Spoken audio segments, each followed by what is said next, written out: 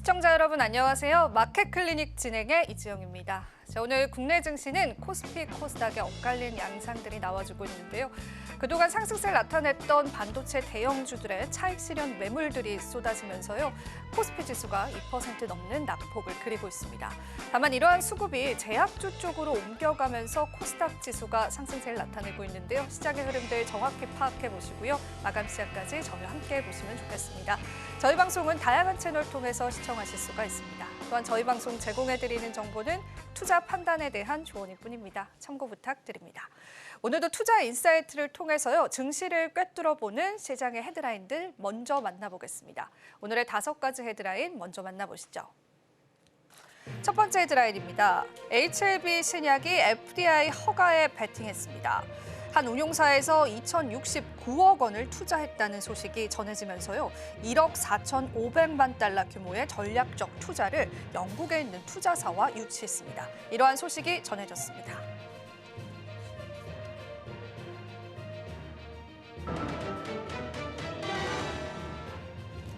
삼성 SDI가 미국 테슬라에 3조 원이 넘는 에너지 저장 장치용 배터리를 3년에 걸쳐 공급할 것이라는 소식이 전해졌습니다. 다만 사측에서는 국제적으로 확정된 사안은 아니다라는 공시를 발표했고요. 그럼에도 삼성 SDI는 상승세를 나타냅니다.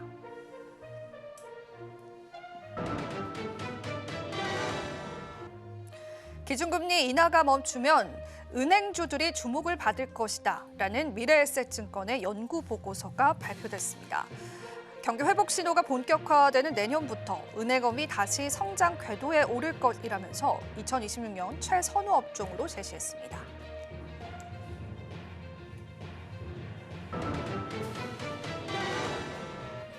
SK이노베이션과 S-오일, HD 현대오일뱅크 등 국내 정유 3개사가 올해 3분기 나란히 흑자 전환에 성공했습니다. 오늘 정유 관련주 중에 S-오일이 8% 넘는 급등 양상을 시현했고요. 수익성 개선이 긍정적으로 풀이되고 있습니다.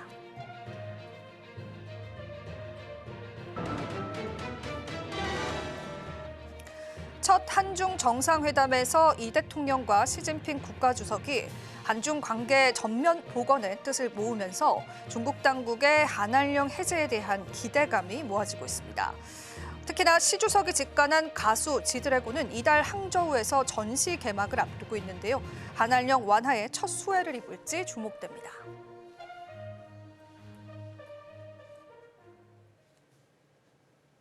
오늘의 투자 인사이트도 정민경, 정래진 경제 아나운서와 함께하겠습니다. 어서 오세요. 네, 오늘도 정민경 경제 아나운서는 어떤 인사이트에 집중했을까요?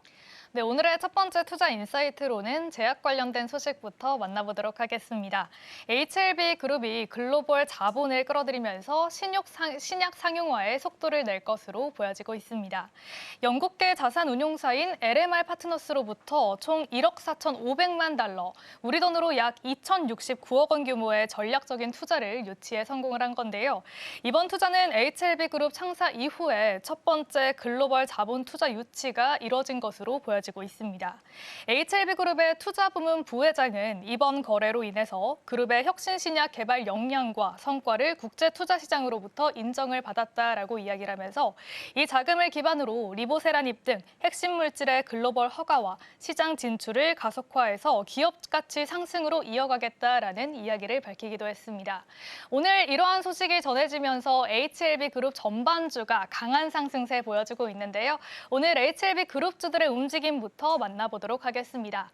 현재 일제히 빨간불 켜내고 있는 흐름 확인이 되고 있는데요. 가장 크게 상승하고 있는 종목은 HLB글로벌입니다. HLB글로벌 현재는 상한가 터치한 흐름 확인되고 있고요. 현재는 2,580원에 거래가 되고 있습니다. 다음으로는 HLB제약이 18%대 강세 움직임을 보여주고 있는데요. HLB제약은 최근에 국내 최초로 무가당 액상형 알부민을 출시했다라는 소식을 전하기도 했습니다. 오늘은 19%대 강세 강세 움직임 나타내고 있고요. 현재는 17,000원 선을 지나가고 있습니다. HLB도 현재 두 자릿수 상승 흐름 만들어내고 있고요. HLB 판화진이 현재 9%대 강세를 보이고 있습니다. 오늘 장 초반까지는 더 크게 상승하는 모습을 보였는데 현재는 상승분의 일부는 반납한 흐름 확인되고 있고요. HLB 판화진 같은 경우에는 이 감염성 질환을 진단하는 분단진약 이 시약 3종이 유럽연합의 체외 진단 의료기기 규정을 좀 인증을 획득했다라는 소식을 전하기도 했습니다. 오늘 9%대 강세 보이고 있고요. HLB 이노베이션도 현재 7%대 강세 움직임을 보이고 있습니다. 네, 오늘 HLB 그룹주들이 이렇게 강세 움직임 나타내고 있는 흐름 확인을 하셨고요. 오늘 제약바이오 전반으로도 강한 훈풍이 불어들고 있는데요. 개별 종목들도 하나씩 만나보도록 하겠습니다. 가장 먼저 SK 바이오사이언스부터 만나보도록 하겠습니다. 오늘 18%가량의 강세 움직임 보여주고 있는데요. 현재 6만 원 선에 근접한 모습도 확인이 되고 있습니다. SK 바이오사이언스는 어제 3분기 실적을 공개를 했죠. 3분기 매출은 1,508억 원, 그리고 영업 손실은 194억 원을 기록을 했는데요. 매출은 전년 동기 대비해서 2.5배가량 상승한 모습을 보였고요. 영업 손실 같은 경우에는 규모가 전년 동기 대비해서 50% 이상 축소가 되면서 손익이 개선되고 있는 흐름이 나타나고 있습니다. 또한 SK바이오사이언스는 이러한 적자 기조 속에서도 미래 성장을 위한 투자는 지속할 것이다라는 이야기를 했는데요. 지난해 1,000억 원 이상의 R&D 투자를 단행을 했고요. 올해는 투자 규모가 더 늘어날 것으로 전망되고 있습니다. 이러한 소식 속에 SK바이오사이언스는 오늘 장중에 52주 신고가를 경신을 했습니다. 61,300원 선까지 올라가는 흐름을 보였고요. 현재는 상승분의 일부를 반납하긴 했지만 여전히 두 자릿수 상승 흐름 보여주고 있고요. 현재는 6만 원 선에 거래되고 있습니다. 네, 다음 두 번째 종목으로는 유한양행도 살펴보도록 하겠습니다. 이 유한양행도 실적 관련된 부분부터 짚어보도록 할 텐데요. 3분기 실적은 다소 아쉬울 것으로 전망이 되고 있습니다. 하지만 4분기 실적부터는 좋아질 것이다라는 전문가들의 의견이 나오고 있는데요. 2024년부터 라이선스 수입이 급증을 하고 있고요. 신약 개발 중심의 수익 구조 변환이 일어나면서 본격적으로 4분기부터는 강세를 나타낼 것이다라는 전문가들의 의견들이 나오고 있습니다. 그로 인해서 중장기적 성장도 지속될 것으로 전망되고 있는데요. 유한양행 오늘까지 3거래일 연속으로 강세 움직임 보여주고 있고요. 오늘은 2%대 상승을 하면서 12만 원 선에 거래가 되고 있습니다. 네, 그럼 마지막 종목도 만나보도록 하겠습니다. 마지막 종목은 일동제약입니다. 네, 일동제약은 증권사들이 최근에 주가가 지나치게 저평가되어 있다라는 이야기들을 하고 있습니다. 특히 SK증권 같은 경우에는 일동제약의 저분자 비만 치료제를 언급을 하면서 동일 계열 내에서 경쟁 물질 중에서 임상 데이터를 통해 가장 우수한 내약성과 효능을 입증했다라고 이야기를 했는데요. 그럼에도 불구하고 주가가 지나치게 저평가가 되어 있다면서 목표 주가를 상향 조정하기도 했습니다. 일동제약은 현재 2%대 약세를 보이면서 27,000원 선을 지나가고 있는데요. SK증권 같은 경우에는 일동제약의 목표 주가를 45,000원으로 올려 잡았습니다. 이러한 소식이 어제 전해지면서 일동제약은 두 자릿수 상승세를 보이며 상승을 하기도 했는데요. 오늘은 어제의 상승분의 일부를 반납을 하면서 2%대 약세 보이고 있습니다. 네, 이렇게 오늘 혼조세를 보이고 있는 시장 안에서도 이 HLB 그룹주 그리고 제약바이오 섹터는 강한 상승 움직임 보여주고 있는 흐름 확인해봤는데요. 이렇게 첫 번째 투자 인사이트로 제약 종목들 만나봤고요. 다음 투자 인사이트는 정래진 경제아나운서가 준비하고 있습니다. 오늘은 어떤 소식 준비되어 있을까요? 네, 이어서 오늘의 투자 인사이트 삼성 SDI와 관련한 소식부터 살펴보도록 하겠습니다. 삼성 SDI가 미국 테슬라에요. 3조 원 규모 이상의 에너지 저장 장치, 그러니까 ESS용 배터리를 공급할 가능성이 제기가 되면서요. 관련 종목들이 오늘 시장의 주목을 받고 있습니다. 최근 테슬라의 ESS 담당 임직원이 방한을 해서요. 이 삼성 SDI와 핵심 사안을 합의했다라는 보도가 나왔는데요. 이 양측은 향후 3년 동안 매년 10기가와트시 안팎의 배터리를 공급하는 방안을 현재 논의하고 있는 것으로 알려졌습니다. 1기가와트 시당 매출이 약 1,000억 원에서 1,500억 원 수준인 것을 감안을 했을 때요. 이 삼성 SDI가 수주할 수 있는 계약 규모 최소 3조 원을 넘을 것으로 예상이 됩니다. 만약에 이번 계약이 실제로 성사가 된다면 이 삼성 SDI는 미국 인디애나주 스텔란티스 합작 공장의 일부 라인을 ESS용으로 전환을 해서요. 현지에서 배터리를 공급하게 됩니다. 다만 삼성 SDI는 이 배터리를 공급 논의를 하고 있는 것은 맞지만 아직 구체적으로 확정된 사안은 없다라고 공식 입장을 밝혔습니다. 또 향후 계약이 확정되는 시점 또는 1개월 이내에요. 재공시를 하겠다고 덧붙이기도 했습니다. 이러한 소식이 전해지면서 오늘 삼성 SDI의 주가가 사람들의 관심을 받고 있는데요. 관련 주가 흐름 살펴보도록 하겠습니다.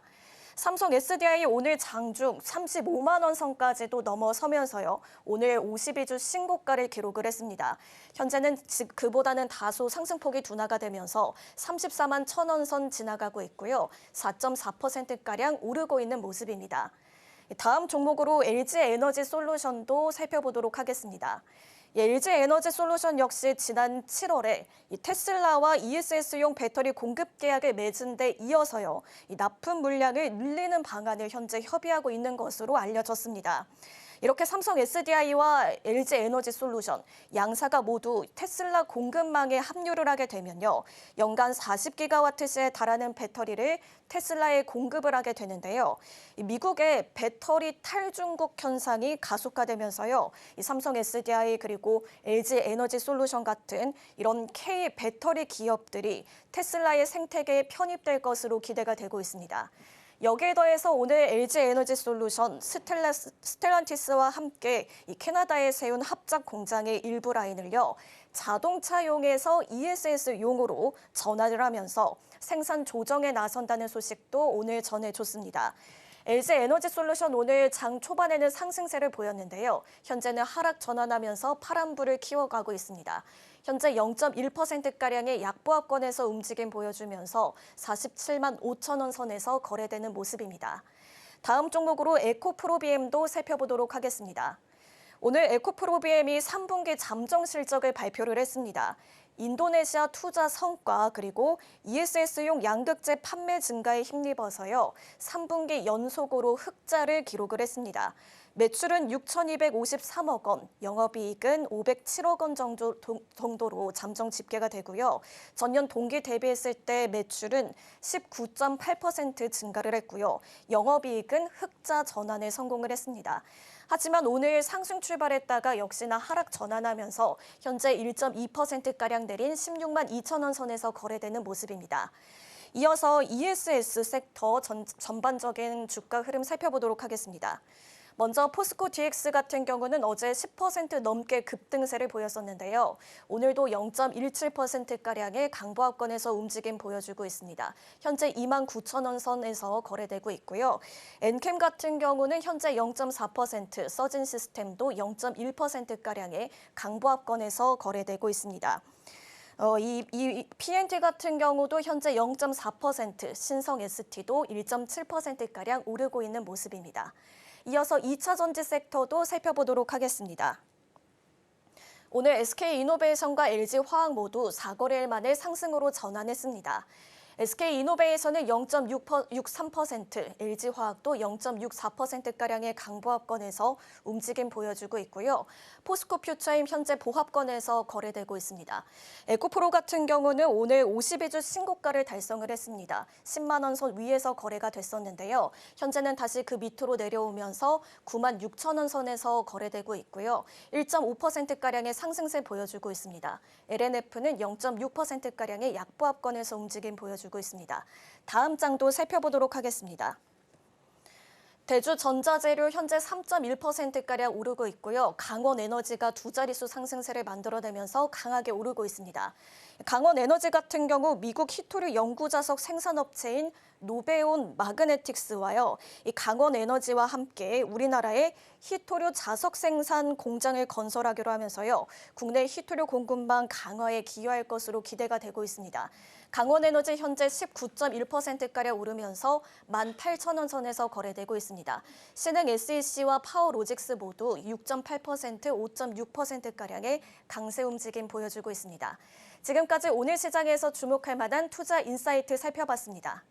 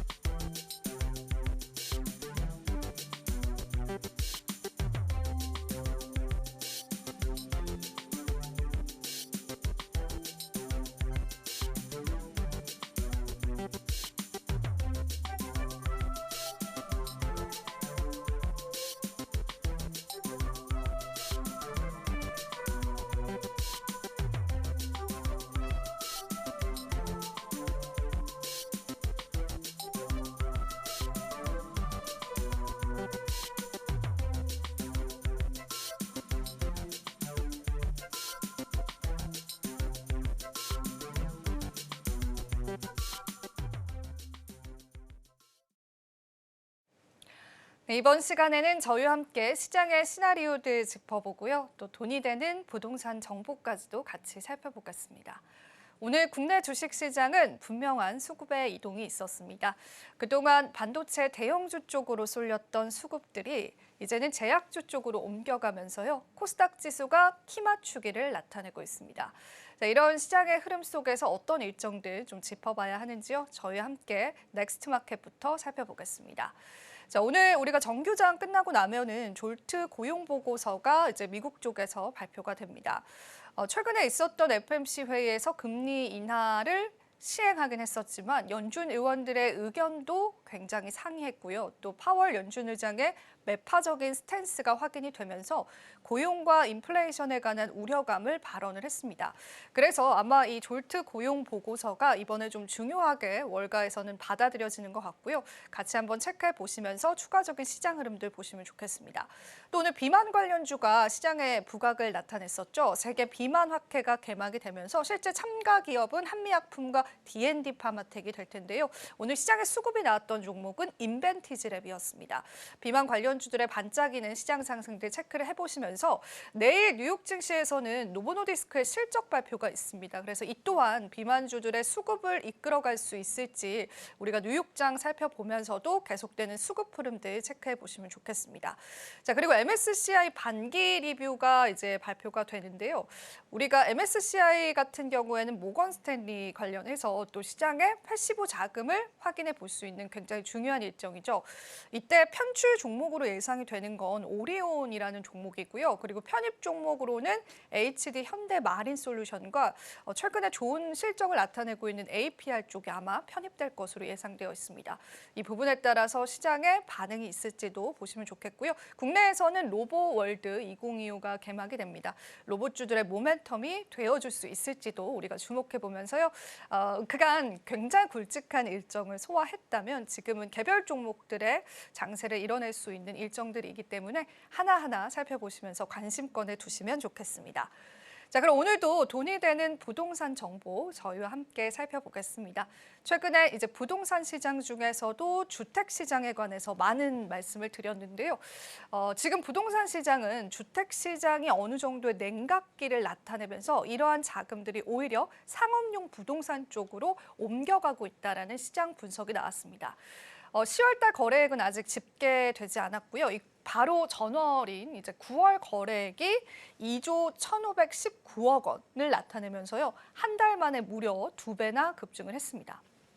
아무래도 현재 정부에서는요, 이 부동산 주택 관련해서 강경한 정책들을 내놓고 있기 때문에 아마 이러한 자금들이 오히려 상업용 부동산 쪽으로 옮겨가진 않을까라는 그런 시장의 해석이 있었고요. 바로 8월만 하더라도 1조 211억 원이었는데 9월 거래액이 2조 1,519억 원을 기록하면서 경이로운 수치를 나타냈다는 분석입니다. 거래 건수도 무려 48.5% 증가를 했고요. 이는 곧 이 상업용 부동산에 관한 체력이 다시 복원됐다는 신호다라는 부동산 전문가들의 코멘트들도 있었습니다. 다음 점도 살펴볼 텐데요. 사실 이 상업용 부동산 시장은 주택 시장과는 다르게 올해 1월부터 꾸준한 우상향의 기조를 나타냈습니다. 1월 달 거래 규모가 6,063억 원으로 최저점이었는데 최근 3개월, 그러니까 7월에서 8월 평균 2조 1,934억 원을 나타내면서요. 그 건수도 굉장히 크게 늘어났습니다. 지금 현재 거래가 굉장히 활발하게 되어 있다는 건데요. 이 거래 절벽에서 활성화로 전환되는 시간까지 그리 길지 않았다라는 부분들에서 이제는 우리가 부동산 시장을 바라볼 때는 상업용 부동산 시장에 조금 더 집중해 볼 타이밍이다라는 전문가들의 코멘트도 기억해 보시면 좋겠습니다.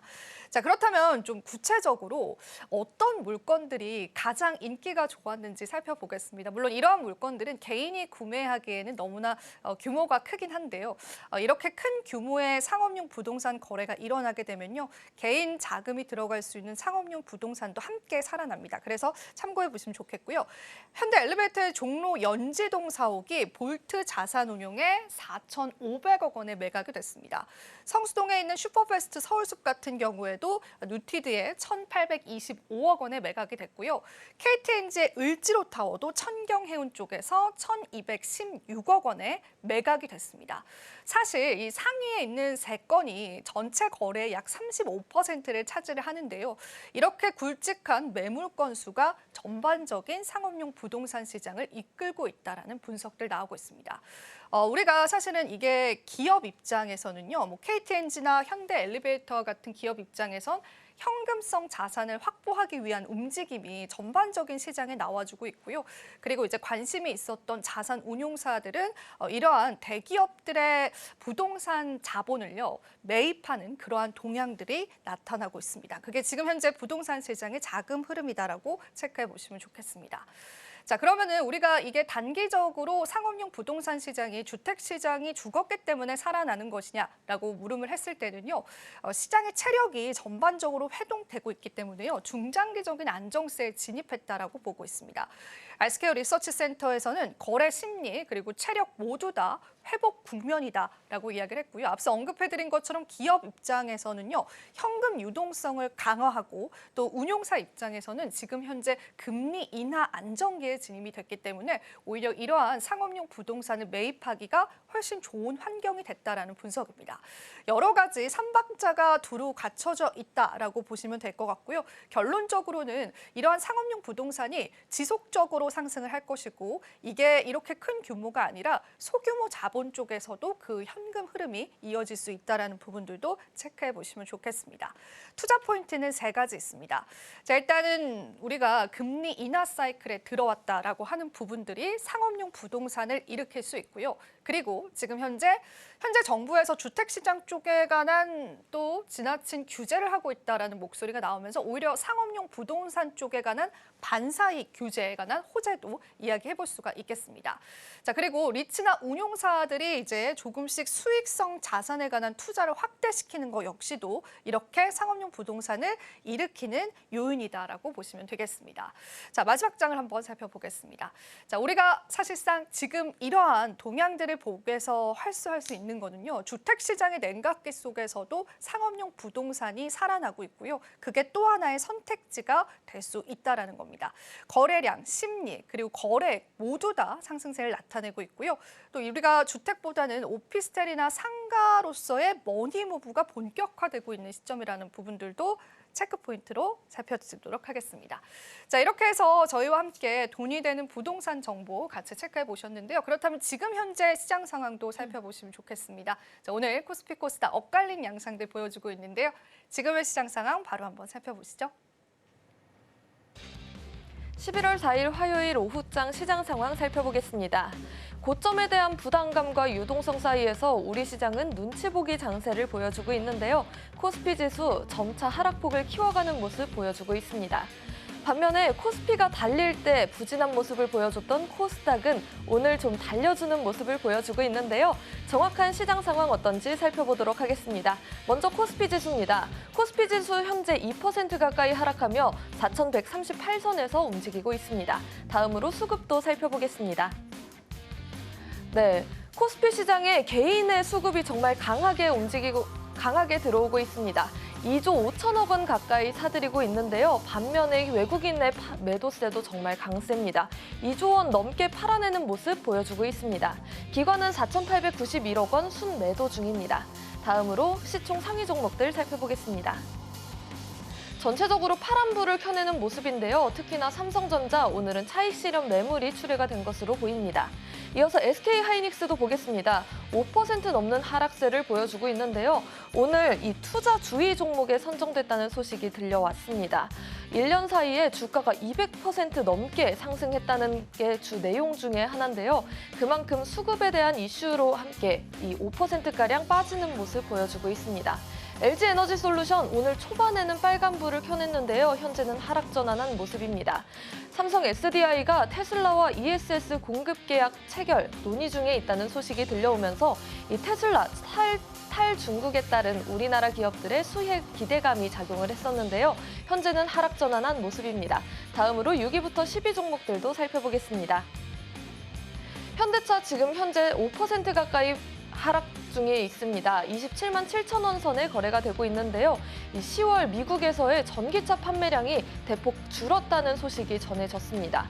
9월 이 전기차 보조금 폐지에 대한 영향으로 보여집니다.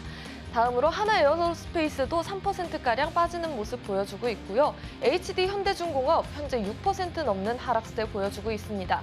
57만 원 선에서 거래 중인데요. 바로 어제 이 실적 발표가 있었습니다. 영업이익 1조 7,024억 원을 기록하면서요. 분기 최대 영업이익을 기록했지만 반면에 주가는 좀 하락하는 모습을 보여주고 있습니다. 다음으로 코스닥 지수도 살펴보겠습니다.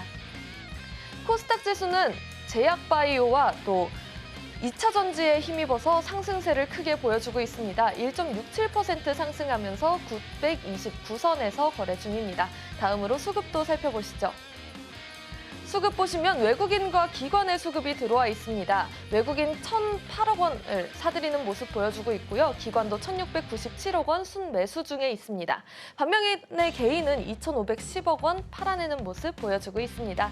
다음으로 코스닥 시총 상위 종목들 살펴보겠습니다. 알테오젠 오늘 5% 넘는 상승세를 보여주고 있습니다. 55만 원 선을 지켜냅니다.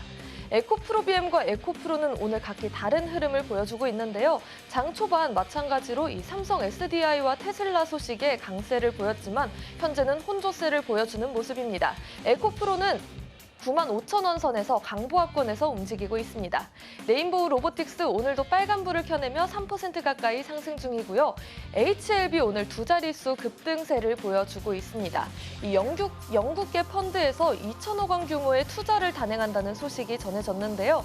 여기에 이 리보세라닙 FDA의 재승인 신청을 앞두고 있습니다. 신약이 다시 상용화될 수 있다는 기대감이 붙은 것으로 보입니다. 현재 5만 3천 원 선에 거래 중입니다. 다음으로 6위부터 10위 종목들도 살펴보겠습니다. 제약바이오주 전체적으로 빨간불을 켜내고 있습니다. 제약바이오 관련 이 월드 ADC 컨퍼런스와 바이오 유럽, 또 면역 항암학회 등 기술 이전과 긍정적인 임상 결과 발표에 대한 기대감이 작용하고 있는 것으로 보입니다. 우리 시장 오늘은 혼조세를 보여주고 있는데요. 최근 들어 변동성이 장중에도 정말 강한 모습을 보여주기도 했습니다. 그만큼 저희와 끝까지 함께 하시면서 어떤 전략 세워보실지 계속해서 저희와 함께 해주시길 바랍니다. 지금까지 시장 상황 전해드렸고요. 이어서 마켓 투자 키워드가 계속됩니다.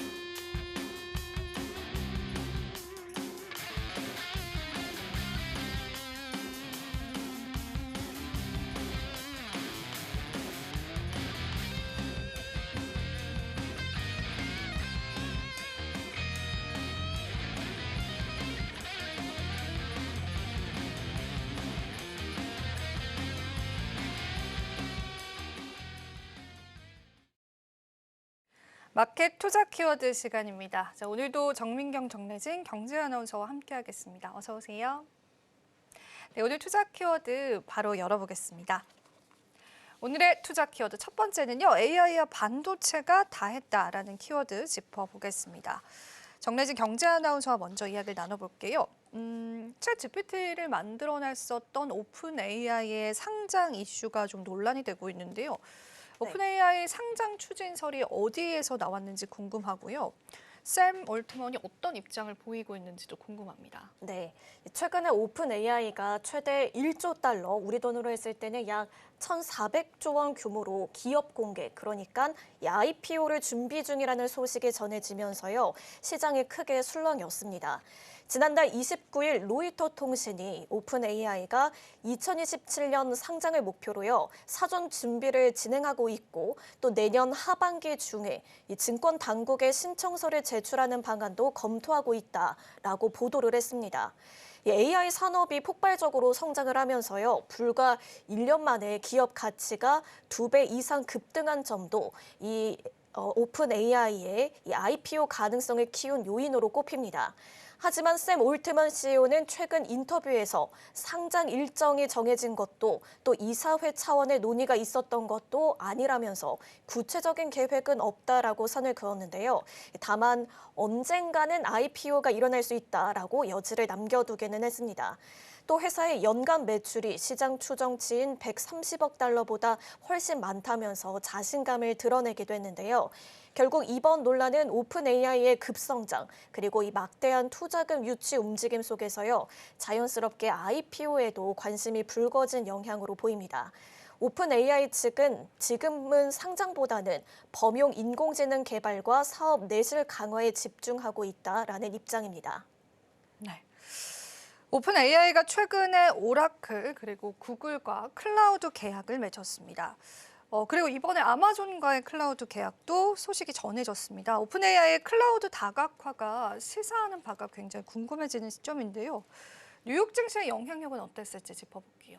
네, 이 오픈 AI가 아마존 웹 서비스 AWS와 380억 달러 규모의 초대형 클라우드 인프라 계약을 체결했습니다.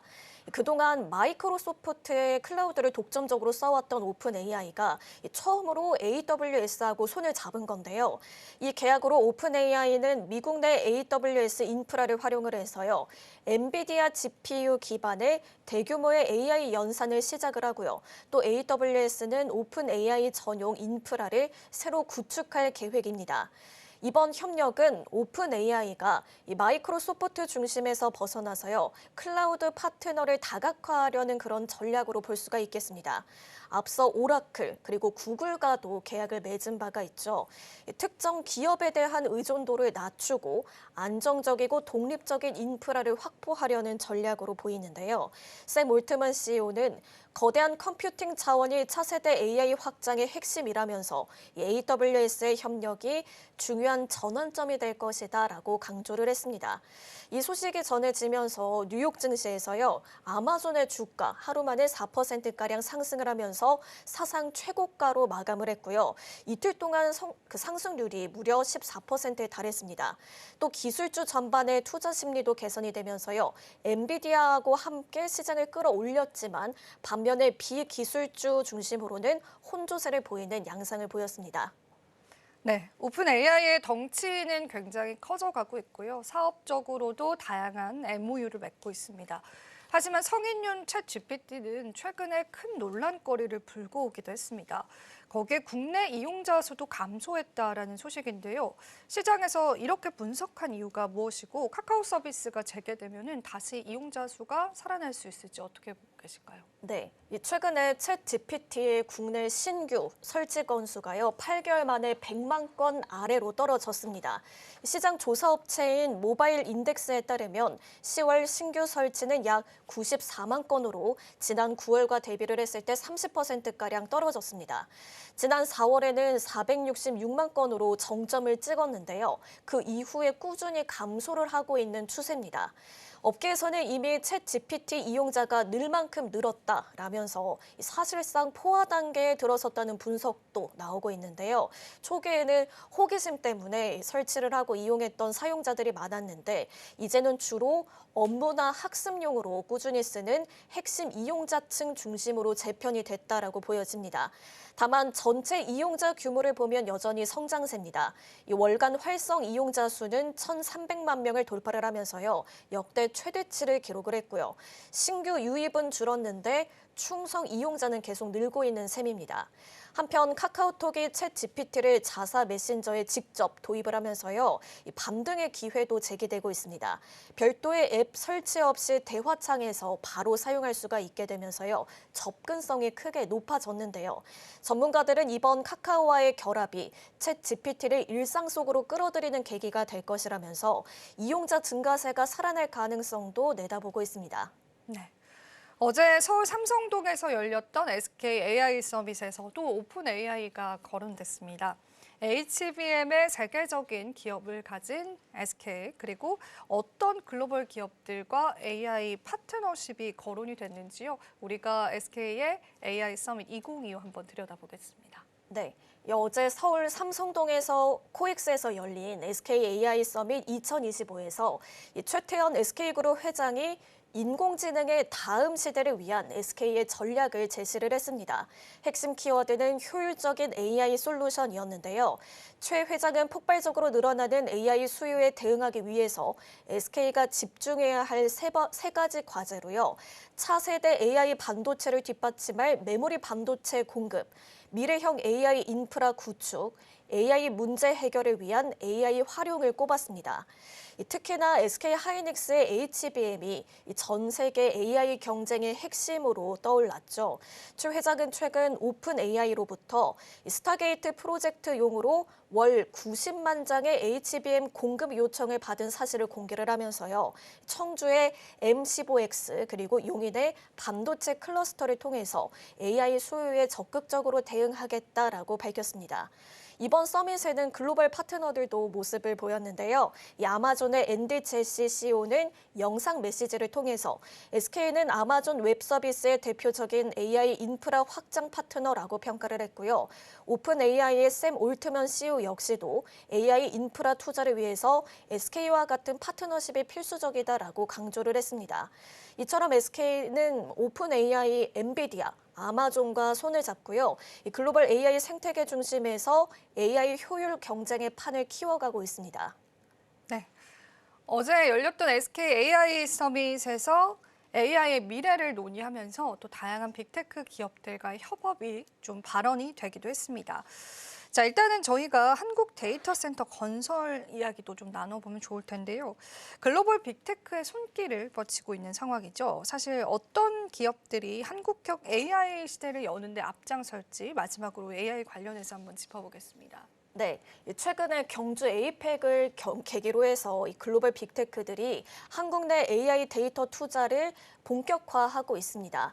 이제 한국이 아시아의 AI 인프라 허브로 부상하고 있는 그런 모습인데요. 먼저 세계 1위 클라우드 기업인 아마존 웹 서비스가요. 2031년까지 50억 달러, 우리 돈으로 약 7조 원을 투자를 해서요. 인천과 경기 일대에 AI 특화 데이터 센터를 새로 짓습니다. SK그룹과 함께 추진하고 있는 울산의 AI 존 프로젝트에도요. 40억 달러를 투자를 해서 국내 최대 규모의 AI 인프라를 구축할 예정입니다. 엔비디아도요, AI 시대의 핵심이라고 할 수 있는 GPU 26만 장을 한국 정부와 기업에 공급하기로 했죠. 현재 국내 보유량의 5배에 달하는 수준인데요. 이 GPU는 국가 AI 컴퓨팅 센터를 비롯해서 삼성 SDS, 네이버, SKT, LG AI 연구원 등 이 주요 기업들의 초대형 모델 개발에 투입이 됩니다. 오픈 AI 역시도 삼성과 SK와 협력을 해서요. 이 포항과 전남에 각각 20메가와트 규모의 전용 데이터 센터 건설을 추진하고 있습니다. 이는 오픈 AI의 글로벌 초대형 인프라 구축 사업인 스타게이트 프로젝트의 일환으로요. 이 SK하이닉스 그리고 삼성전자가 고성능의 D램을 대량 공급하게 됩니다. 이렇게 AWS, 엔비디아, 오픈 AI, 삼성, SK가 함께 구축하는 대규모 AI 인프라는요. 한국의 글로벌 AI 경쟁의 핵심 거점으로 성장하는 전환점이 될 것으로 기대가 되고 있습니다. 네. 우리가 앞으로 또 데이터 센터 관련해서 시장에 어떤 뷰로 바라봐야 할지 또 해답이 됐을 것 같습니다. 자, 이어지는 투자 키워드도 체크해 보겠습니다. 삼성전자의 완연한 상승 기류에 관해서 얘기를 나눠볼게요. 한국의 수출 이야기부터 나눠봐야 될 텐데요. 반도체와 자동차가 든든하게 받쳐주고 있죠. 수출의 증가세가 꺾일 것이다라는 시장의 우려를 딛고 한미 관세 협상 등에서 수출 증가세를 기대하는 시점이 됐다고 합니다. 반도체, 자동차 등의 수출 주력 산업의 전망부터 짚어볼게요. 네, 10월에도 한국의 수출 시장은 우려를 딛고 5개월 연속 플러스 흐름을 이어갔습니다. 추석 연휴로 조업 일수가 줄었음에도 불구하고 일평균 수출이 29억 8천만 달러로 역대 최대치를 기록을 하면서 수출 모멘텀이 여전히 강하다라는 점을 보여줬는데요. 무엇보다 수출 회복을 이끌고 있는 건 단연 반도체와 자동차입니다. 반도체는 HBM과 DDR5 중심의 AI 서버용 고부가 메모리 수요가 견조하게 이어지면서 8개월 연속 수출 플러스를 기록을 했습니다. 6월 이후 매달 150억 달러 안팎의 안정적인 수출 흐름을 보이면서 연말까지도 호조가 계속될 것으로 예상되고 있습니다. 반면 자동차는 10월 한 달 동안 미국의 관세 인상과 조업일 감소로 인해서 5개월 만에 마이너스를 기록을 했는데요. 그럼에도 한미 관세 협상 타결로 인해서 관세가 25%에서 15%로 인하가 됐고요. 이 조치가 11월부터는 소급 적용될 가능성이 커지면서 수출 반등 기대감도 높아지고 있습니다. 이렇게 정부가 제시한 연간 수출 목표치 7천억 달러 달성도 이제 구부 능선을 넘은 상황인데요. 특히 연말 성수기 휴가와 AI 산업 확산이 맞물리면서 반도체 중심의 수출 호조가 계속 이어진다면 이 역대 최대 수출액 경신도 현실권에 들어섰다라는 평가들이 나오고 있습니다. 결국 AI 반도체의 견조한 수요와 함께 관세 인하로 인한 자동차 수출 회복이 연말에 한국 수출을 뒷받침할 것으로 보여지고 있습니다. 관세 협상과 엔비디아 GPU 공급으로 인해서 국내 증시는 더욱더 열기를 띄워오고 있습니다. 물론 오늘 시장에서는 일부의 차익 실현이 나오긴 했습니다. 하지만 최근의 시장은 또 개인 투자자들이 주도했다라는 해석이 있더라고요. 큰손 개인 투자자들이 어떤 종목 가장 많이 사들였는지 좀 그 이야기를 들어보겠습니다. 네, 코스피가 사상 처음으로 4,200선도 돌파를 하면서 국내 증시가 뜨거운 호황장을 이어가고 있습니다. 특히 엔비디아 GPU 공급 확대와 한미 관세 협상 타결로 반도체 업황에 대한 기대감까지 높아지면서 큰손 개인 투자자들까지 대거 움직이기 시작을 했는데요. 한국거래소에 따르면 10월 한 달 동안 개인 투자자의 1억 원 이상 대량 주문은 하루 평균 28,700건을 넘어서면서 전달 대비해서 50% 넘게 급증을 했습니다. 4년 2개월 만에 최대치를 기록을 한 건데요. 이 자금이 집중된 종목은 단연 삼성전자였습니다. 한 달 동안 6만 건이 넘는 대량 주문이 몰리면서 이 코스피 개인 투자금의 중심축이 삼성전자로 옮겨가고 있는 모습인데요. 삼성전자가 이렇게 주목을 받는 이유는 단순히 업황 회복 기대감 때문만은 아닙니다. 엔비디아와의 협력으로 인해서 HBM 공급이 확대가 되고 AI 서버 수요가 폭발적으로 늘어나면서 AI 반도체 경쟁력의 핵심 기업으로 자리를 잡았기 때문입니다. 여기에 한미 관세 협상 타결로 수출 환경까지 개선이 되면서 연말까지 실적 상향 랠리가 이어질 것이라는 기대도 더해지고 있습니다. 증권가에서는 내년 코스피 상단을 4,600선까지 보고 있는데요. 반도체를 중심으로 한 AI 슈퍼사이클이 본격화가 되면서 삼성전자와 SK하이닉스가 상승장의 쌍두마차 역할을 하고 있습니다. 결국에는 기관도 외국인도 개인 투자자까지도 모두 반도체로 향하면서 코스피 지수를 함께 끌어올릴 것으로 기대되고 있습니다. 반도체 투톱 쪽에 관한 증권가 목표가도 연일 상향을 나타내고 있습니다. 삼성전자가 이제 15만 원, 17만 원까지의 목표 주가가 나왔더라고요.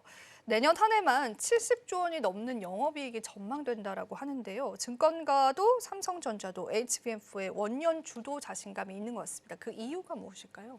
네, 말씀을 하신 대로 내년에는 반도체 업계가 기다려온 HBM4 원년, 그리고 삼성전자의 반격이 본격적으로 시작되는 해가 될 전망입니다. 삼성전자는 최근 6세대 고대역폭 메모리죠. HBM4의 엔비디아 품질 테스트 통과를 목전에 두고 있는 상황입니다.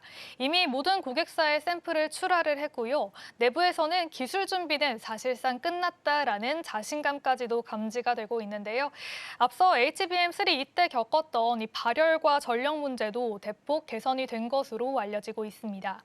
경쟁사 SK하이닉스는 올해 4분기부터 HBM4 출하를 시작을 하면서 이미 주요 고객사와 내년 공급 계약 협의를 마친 것으로 알려지고 있습니다.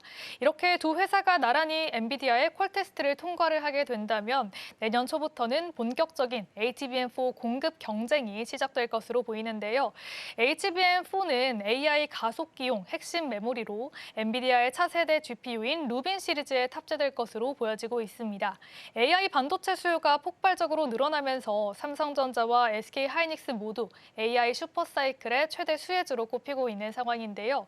이러한 기대감 속에서 증권가에서는 삼성전자의 목표 주가 17만 원대까지 등장을 했고요. 내년 영업이익은 70조 원을 돌파할 것이다라는 전망까지도 나오고 있습니다. 삼성전자는 특히 원시 공정 기반의 HBM4로 기술 승부수를 던지면서 SK하이닉스의 독주를 넘어서겠다라는 전략입니다. 결국 내년 반도체 시장의 키워드는 HBM4, AI 그리고 삼성의 반격으로 이 글로벌 AI 시장의 확산이 삼성전자에 다시 한번 역대급 실적 원년을 열어줄 것으로 기대가 되고 있습니다. 삼성전자와 하이닉스가 주도한 반도체 랠리에 시총 1,000조를 돌파한 삼성그룹주입니다. 삼성전자 급등에 수익률이 높아진 곳이 국민연금입니다. 국민연금도 삼성전자 쪽에 투자를 했었죠. 역대급 수익률로 기금 고갈 시점도 30년 이상 늦춰질 것이라는 전망인데요. 반도체 종목들이 가장 큰 역할을 했다고 해요. 국민연금의 수익률 한번 짚어볼까요? 네, 올해 국민연금이 10개월 만에 200조 원 가까운 수익을 올리면서 운용자산이 사상 처음으로 1,400조 원을 돌파를 했습니다. 지난해는 해외 주식이 수익률을 올렸다면 올해는 단연 국내 반도체 주식이 효자 역할을 톡톡히 했는데요. 국민연금의 국내 주식 수익률은 무려 60%를 넘어선 것으로 추정되고 있습니다. 그 중심에는 바로 삼성전자와 SK하이닉스가 있는데요. 두 기업이 이끄는 반도체 랠리 덕분에 코스피 지수는 4,200선을 돌파를 했죠. 삼성그룹의 시가총액도 1,000조 원을 넘어선 상황입니다. 국민연금은 그동안 안정적인 채권 중심에서 벗어나서 수익형 주식 비중을 50% 이상으로 높여왔습니다. 그리고 그 전략이 올해 드디어 맞아떨어진 건데요. 특히 AI 확산으로 HBM 반도체 수요가 폭증을 하면서 삼성전자와 하이닉스의 주가가 급등을 했고요. 연금 수익률을 크게 끌어올렸습니다. 올해 국민연금의 전체 수익률은 20%를 훌쩍 넘길 것으로 보여지고 있는데요. 이렇게 높은 수익률이 유지가 된다면 말씀을 하셨던 것처럼 당초 2057년으로 예상이 됐던 국민연금의 기금 고갈 시점이 30년 이상 늦춰질 것이라는 기대감도 나오고 있습니다. 결국 국민연금의 역대급 수익률 뒤에는 반도체 주식들이 있었던 것으로 보여지고 있고요. 삼성전자와 SK하이닉스가 국민 노후 자산의 든든한 황금 반도체 듀오로 자리 잡은 셈입니다. 네, 이렇게 저희가 투자 키워드 하나하나 체크해봤습니다. 오늘도 다양한 내용들 짚어주셨는데요. 도움 말씀 고맙습니다. 마켓클리닉 1부 오늘 저희가 준비한 소식은 여기까지입니다. 또한 저희 방송 제공해드리는 정보는요. 투자 판단에 대한 조언일 뿐입니다. 가치 판단과 상승 하락을 보장하고 있진 않다는 점 다시 한 번 더 유의 부탁드리도록 하겠습니다. 자, 저희는 또 잠시 후 2부에서요. 오후장과 마감장 전략들 여러분들과 함께합니다. 오늘도 시청해주신 여러분 고맙습니다.